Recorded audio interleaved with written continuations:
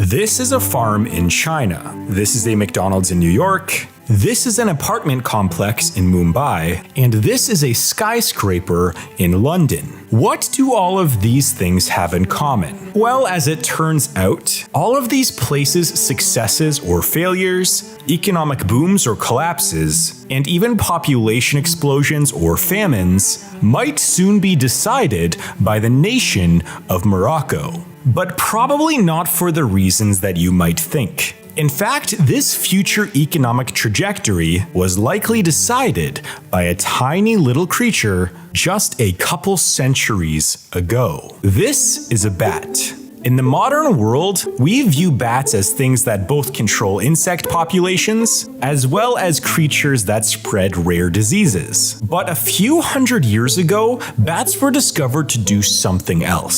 Something miraculous that would shape our world forever without most people realizing it. In 1802, the European explorer Alexander von Humboldt was traveling through the Peruvian lands when he discovered something strange. You see, the Peruvian lands did not seem like they were suitable for large-scale agriculture, yet the Peruvian fields were filled with lush and healthy-looking crops. And he soon discovered that the Peruvian people had been collecting a substance called guano, which is the excretion of bats and some seabirds, and they were using this by spreading it along their crops for the previous several thousand years. So, Alexander von Humboldt ended up bringing this knowledge of guano significantly increasing food production back to Europe, where soon that knowledge would become a key point of interest to the Western world. Because soon after the discovery of guano, food production boomed in the United States and Europe. And all of a sudden, these Western nations went from having a small but significant shortage of food to having a massive surplus of food, which was more than enough to feed all of its citizens and then some. In fact, guano's impact on boosting food production became so important that several wars were fought over guano, such as the Chincha Islands War of 1864, and the War of the Pacific in 1879. The United States actually became so enamored with guano that it passed the Guano Islands Act, which allowed any American citizen to claim and annex any island that had any substantial amount of guano on it. And well, they did lay claim to roughly 70 of these islands, most of which were in the Pacific Ocean. Now, you see, guano became so important to the economic, population, and industrial growth of the Western world that it arguably became the most vital resource in the entire world. However, in 1913, Fritz Haber would discover a way to synthesize an artificial version of guano that we today call fertilizer. And it was this one event, the discovery of fertilizer, that would go on to be known as the detonator for the population explosion of the world. Soon after, starvation in nations that used fertilizer became rare. The world's population grew from 1.6 billion to 7.7 billion over the next 100 years. Food production and crop yields immediately doubled in many areas that used fertilizer. Nations with typically unsuitable locations to grow food, like northern European countries such as Norway, all of a sudden were able to sustainably grow crops in more areas. And well, eventually every single country's economic and population growth was indirectly caused by the food surplus created from fertilizer. In fact, it is estimated that roughly 50% of all nitrogen in your body is directly from fertilizer that farms use to grow food. And well, that brings us to today. All of this seems great so far. Fertilizer has allowed many countries to grow and in some cases become superpowers of the world, where nearly all of their citizens are well fed and have a very little food insecurity. But in 2010, a few scientists began to notice something a little bit worrying. Fertilizer, the compound responsible for a ton of the growth that humanity has seen over the last 2 centuries, might actually be running out. That's because that our fertilizer that has been used to grow our entire civilization over the last couple hundred years needs three things. One of which is a nitrogen-based compound, the second of which is a phosphate,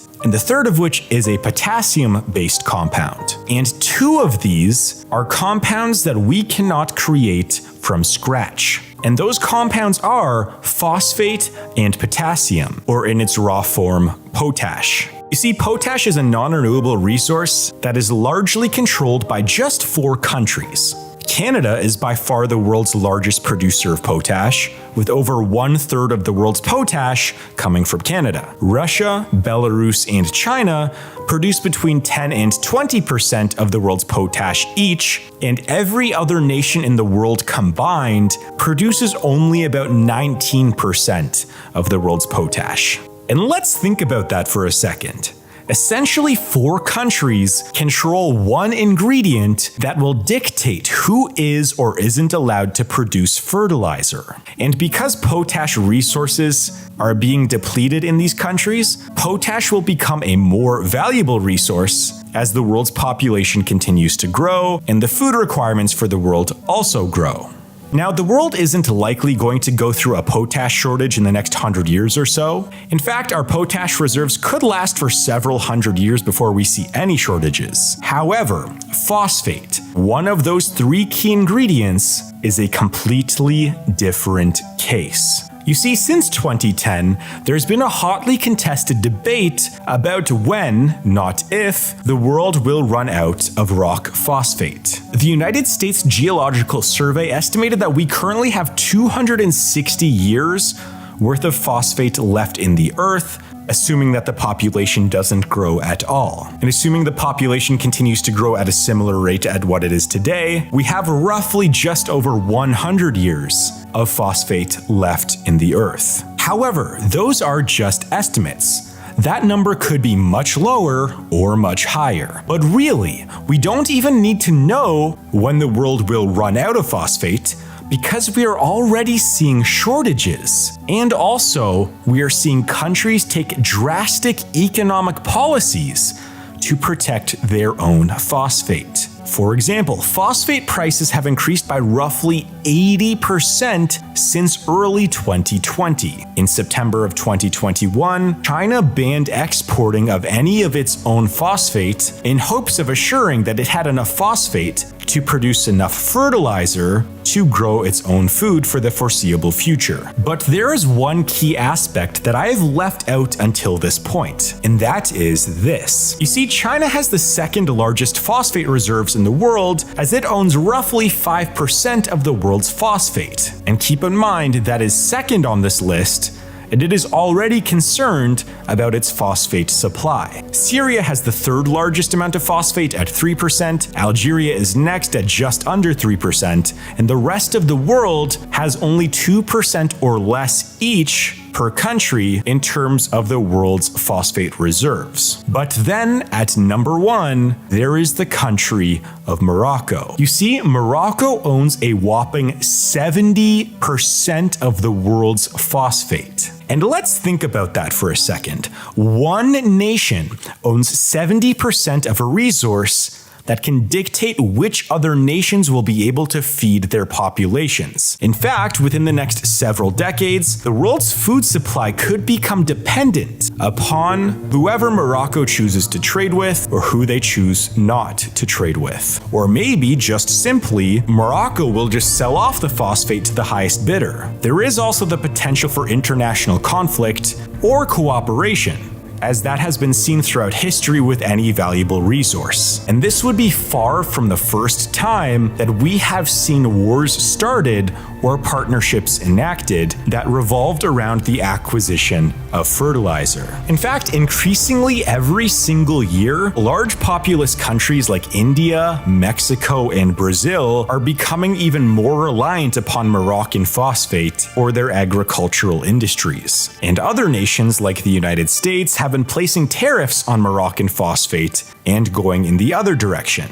Now, it is worth mentioning that peak phosphorus, as some are calling this predicament, may not occur as soon as we think. As mentioned earlier, estimates range from seeing significant shortages relatively soon to seeing shortages that occur in several hundred years from now. But this peak phosphorus mentality is actually quite similar to what people were saying about oil in the 1950s. Because back then, many scientists assumed that oil production and reserves would peak around the year 1970. Yet, since then, the world has discovered substantially more oil in places like Venezuela, Saudi Arabia, Norway, Iran, and China. There was also technological innovations for oil, like fracking, which allowed the extraction of oil in deposits that were previously seen as unextractable, because of how difficult it was to, well, extract the oil. All this means is that even though it is predicted that rock phosphates will become significantly depleted over the next several decades, we can't really know for sure. Also, scientists have begun genetically engineering plants to absorb significantly more phosphorus in natural soil to try and avoid the reliance on fertilizer. And so far,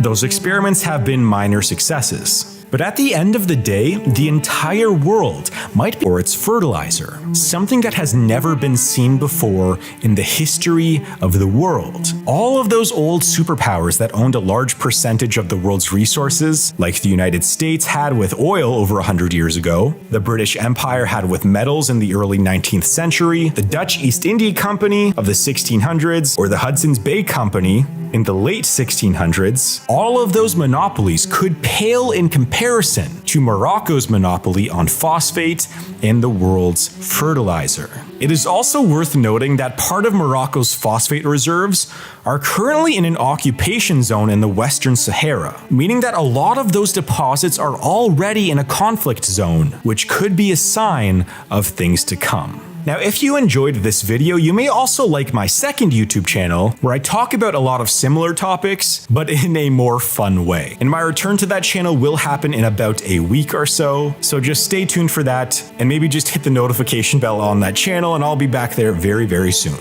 And also, I just checked again, over 92% of you that watch my videos are not subscribers, so please hit that subscribe button.